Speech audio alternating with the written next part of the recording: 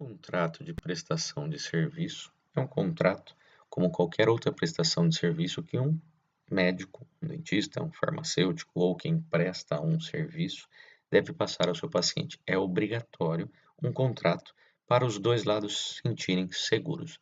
No entanto, temos que gravar isso como importante, que qualquer advogado pode achar uma falha no nosso contrato de prestação de serviço. No entanto, na nossa relação técnica de tratamento ortodôntico, por não ser algo estático e definido de uma maneira só, podemos então alterar e trabalhar de forma flexível. Então, a nossa conduta prática com relação ao contrato é que tenhamos algo o mais completo possível e o mais individualizado. Esse contrato é um exemplo que o professor Fernando Pedrin usa, no entanto, pode ser alterado de acordo com as demandas de cada paciente, individualizando então suas necessidades.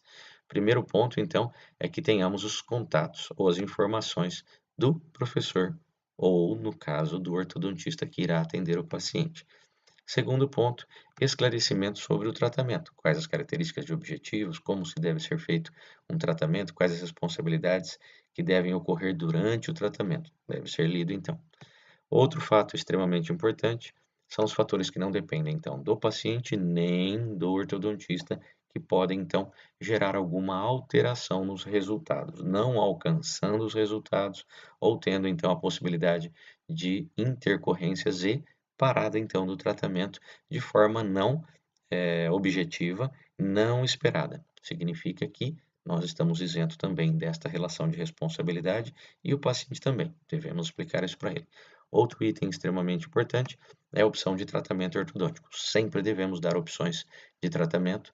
Como nós vimos na ortodontia, existem vários caminhos para poder tratar o paciente. Então, em resumo, o paciente não sabe o que é uma maloclusão, não sabe como tratá-la, mas deve saber sim quais os caminhos.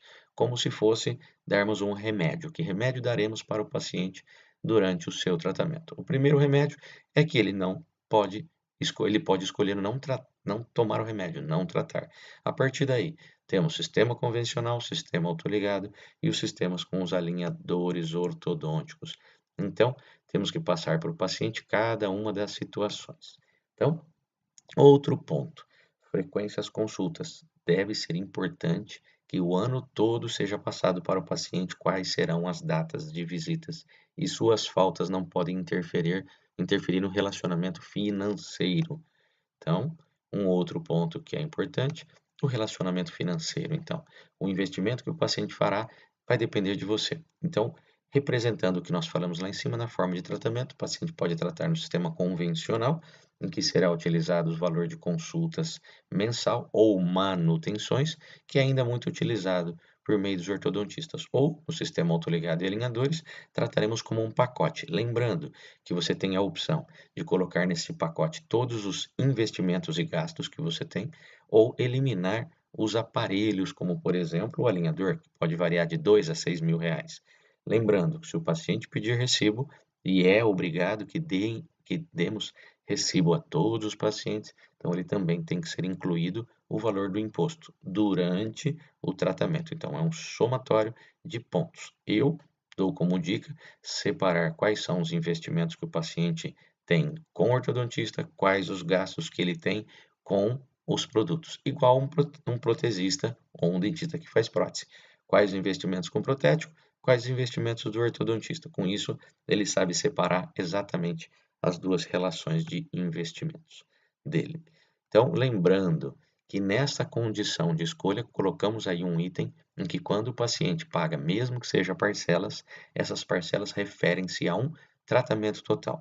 Se ele parar no meio do caminho, ele já pagou inicialmente as despesas de produtos, alinhadores, braquetes, que sejam, porém, os investimentos que fizemos inicialmente de planejamento, diagnóstico, inserção dos casos clínicos e fotos e todas as estruturas que um tratamento demanda, representa 70% do tratamento.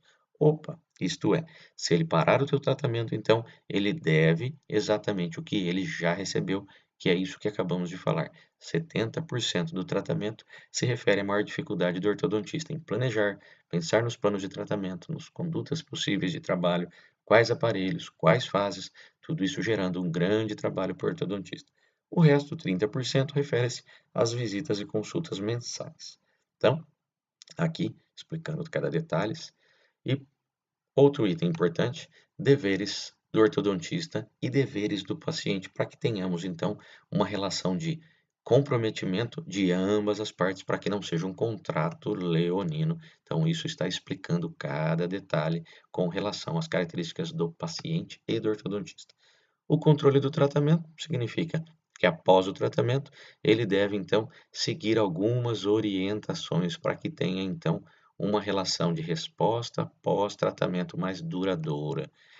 Terminamos isso então, temos ali uma condição que é possível que aconteça, que o paciente não termine o tratamento, pare no meio do caminho. Então, orientamos também no contrato que isso esteja incluído e orientado pela secretária. Então, temos aí um contrato diferenciado, um contrato que traz todas as informações necessárias para o ortodontista e para o paciente estarem seguros em um negócio de trabalho.